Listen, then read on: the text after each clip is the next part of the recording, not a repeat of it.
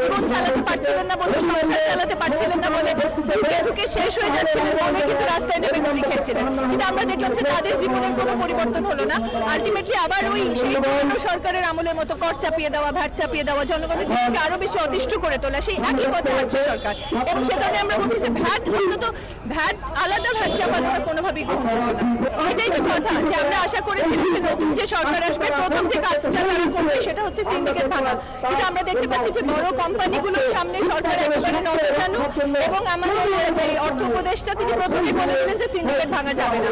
এবং এটা নিয়ে আসলে কোনো ধরনের যে উদ্যোগ নেওয়া, সিন্ডিকেট কিভাবে আমরা ভাঙতে পারি সেই প্রচেষ্টা চালানো, কোনো কিছুই আমরা তাদের পক্ষ থেকে দেখলাম না। এবং এটা জনগণকে প্রচন্ড হতাশ করেছে। কারণ আমাদের যে ছাত্র জনতা রাস্তায় নেমেছিল তার ভিতরে কিন্তু ছাত্রের সাথে জনতা ছিল, অসংখ্য শ্রমজীবী মানুষ ছিল, এবং শ্রমজীবী মানুষেরা শহীদ হয়েছে, আহত হয়েছে। তাদের কিন্তু দাবি ছিল অর্থনৈতিক বৈষম্যের বিরুদ্ধে। আমরা তো দেখছি ঢিলে ঢালা ভাবে সবকিছু চলছে, গভর্নমেন্ট খুবই দুর্বল। আমরা শুধু এটুকু বলতে চাই যে এই পরিবর্তনগুলো সরকার আমরা চেয়েছিলাম, ছাত্র জনতা চেয়েছিল, এবং 2000 শহীদের বিনিময়ে আসলে যেই প্রত্যাশা, আশা, স্বপ্ন মানুষের মধ্যে তৈরি হয়েছিল, সেই জায়গা থেকে আমরা সব জায়গা থেকে ধাক্কা খাচ্ছি। আসলে এত দুর্বল গভর্নমেন্ট আমরা চাইনি, এবং সঠিক সময় সঠিক সিদ্ধান্তগুলো নেওয়ার ব্যাপারে আমরা প্রচুর গড়িমসি দেখছি। এবং আমরা মনে করি এই সরকার খুব দ্রুত যদি অন্তত পক্ষে সিন্ডিকেটটা ভেঙে জনগণের জীবনযাত্রাকে যদি সহজ করতে না পারে, তাহলে তারা পদত্যাগ করে যারা নতুন যোগ্য লোককে তারা নিয়োগ দিক অন্তত পক্ষে। কিন্তু এইভাবে আসলে 6 মাস পার হয়ে গেছে, আমরা জনগণের যে দুরবস্থা দেখছি সেটা মেনে নেওয়া যায় না।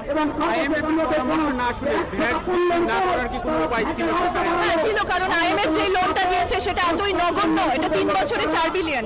এদিকে আমাদের প্রবাসী শ্রমিক ভাই বোনেরা যেই টাকা পাঠায় সেটা বছরে $25 বিলিয়ন।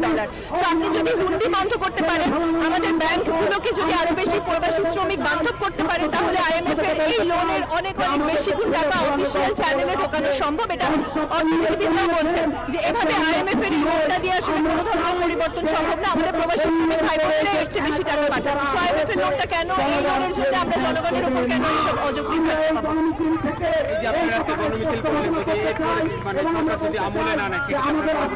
একটা জিনিস এই সরকারের ভালো যে তারা কিছুটা হলেও রেসপন্সিভ। আগের হাসিনা সরকারের ক্ষেত্রে আমরা দেখেছি যে জনগণকে একেবারে পোকামাকড়ের মতো তারা ট্রিট করতো। তো এই সরকার বিভিন্ন সময় আমরা দেখছি যে তারা আসলে জনগণ যখন কোনো প্রতিবাদ করছে, জনগণের থেকে দাবি দাওয়াগুলোর ব্যাপারে তারা রেসপন্সিভ। এই জন্য আমরা আশা করি যে সমাজের সর্বক্ষেত্র থেকে যেহেতু ভ্যাট বাতিলের দাবিটা আসছে, এই সরকার এই বিষয়টা ভেবে দেখবে।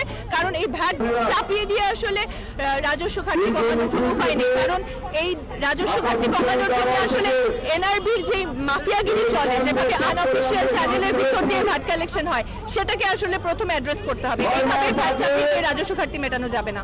আমরা অলরেডি দেখেছি যে মহার্ঘ ভাতা যেটা ঘোষণা করা হয়েছে সেটা 7,500 কোটি টাকা। আবার ইতিমধ্যে যে ভ্যাট চাপানো হয়েছে সেটা প্রায় 12,000 কোটি টাকার উপরে। একদিকে হচ্ছে আপনি মহার্ঘ ভাতা ঘোষণা করেছেন, 14 লক্ষ কর্মচারী কর্মকর্তার বেতন বাড়াচ্ছেন, সেটা আপনি লোয়ার গ্রেডের বেতনটা বাড়াতে পারেন। কিন্তু একেবারে একাধারে সচিব, উপসচিব, সকল আমলার যে বেতন বাড়ানো হয়েছে, এবং একই সাথে আবার জনগণের পকেট কাটা হচ্ছে, মানে জনগণের উপর ভ্যাট চাপিয়ে সেইটা দিয়ে আপনি আমলাদের বেতন দিবেন, এটা কোনোভাবেই গ্রহণযোগ্য না। আর এখন এমনিতেই জনগণ যে পরিমাণ কষ্টে আছে, আপনারা দেখছেন যে ইনফ্লেশন প্রায় 10-11% ছাড়িয়ে গেছে। এবং এরকম একটা সময় যখন কিভাবে জনগণকে রেশন দেওয়া যায় বা কিভাবে কর্মসংস্থানের ব্যবস্থা করা যায়, এই পলিসিগুলোর দিকে না গিয়ে ভ্যাট বৃদ্ধির যে সিদ্ধান্ত সেটা সম্পূর্ণভাবে গণবিরোধী, এবং এই জন্যই এই ধরনের সিদ্ধান্তের বিরুদ্ধে প্রতিবাদ করা হচ্ছে।